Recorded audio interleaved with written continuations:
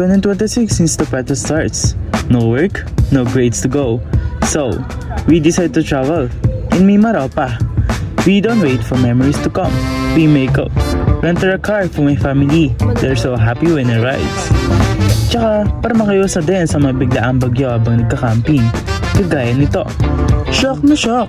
Sinetap ko na din pati camera ko. Put the filter on and full storage para at ng rigs, not to go. Madalas sa mga biyahe namin wala talaga kaming distinction. Pero saan man kami mapadpad, isa lang ang mahalaga. May matutuhan at mataas ang grade. This is Domeng, Mafe, Joshua, Jeyo, Jadon, Janice, at ako, Gio. We are Colin Fam. Be one of us. Pero may bago na naman tayong adventure. Saan tayo pupunta? Di ko rin alam. Ha? Basta magdadrive lang tayo. Tignan natin kung saan tayo dadali ng daan. So, wala talaga tayong exact destination? Wala. Basta ang goal lang natin ngayon ay tumuklas. Sana madala din tayo sa pagkain. Hindi lahat ng biyahe kailangan planado. Minsan, mas masaya yung hindi mo alam kung saan ka dadali ng daan. At habang bumabiyahe kami, may mga kwento, tradisyon, at sining kaming biglang nadaanan. At doon nagsisimula ang totoong adventure. Uy, teka lang, ano yun? Grabe, sakto! Na-discover natin ang Moriones Festival ng Marinduque. Every Holy Week, people wear colorful Roman soldier masks and costume.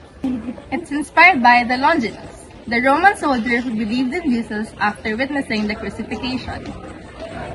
The festival isn't just entertainment. It represents faith, creativity, and tradition. Alam mo nga ba ako, Roman soldier? Hindi namin in-expect na makakita kami nito. This is the famous Moriones Festival of Marinduque.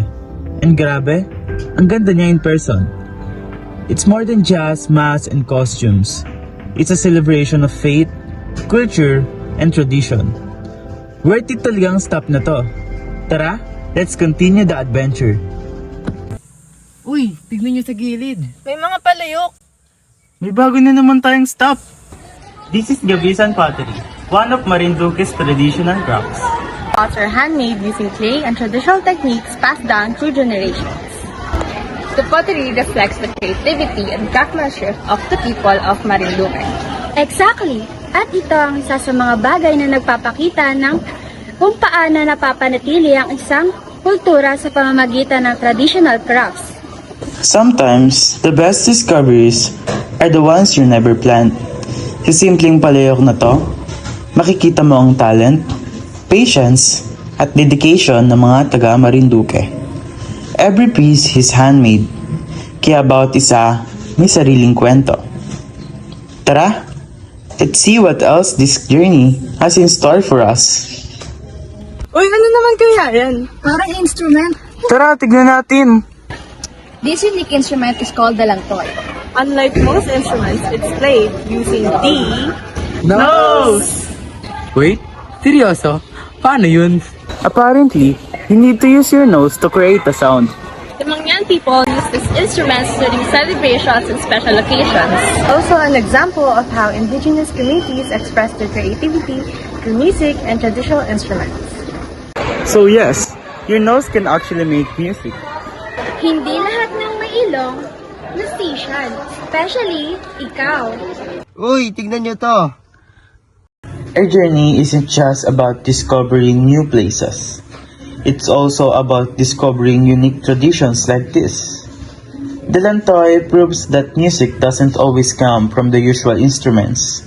Minsan, nasa simpleng kawayan at sa creativity ng mga katutubong komunidad ang tunay na ganda ng kulturang Pilipino. Tara, let's keep exploring. This dish is called tampilaw, one of Romblon's local delicacies. It showcases local ingredients and traditional cooking. Food is also an important culture because it teaches us something about the people and the place where it came from. That's right. Kaya kapag tumitikim tayo ng local food, parang nakikilala na rin natin ang isang bahagi ng kanilang kultura. Every stop has its own story. Hindi lang kami nakaka-discover ng amazing views at traditions, pati yung mga local food na talagang part ng culture ng bawat lugar. And of course, mas exciting ang road trip kapag may masarap na pagkain. Tara, let's eat! El Nido is known for its stunning beaches and limestone cliffs, but that's not the whole story of this place. There are also indigenous communities in Palawan, like the Tanzanua, one of the oldest indigenous groups in the Philippines. They are known for their deep respect to nature. For them, forests, rivers, and seas are not just resources. They are part of their life and their beliefs. That's why protecting nature is important because it's part of their culture. So when you're in El Nido, it's not just wow, it's beautiful. It should be wow, we should take care of it. El Nido isn't just a beautiful destination. It's also home to people who have protected nature for generations.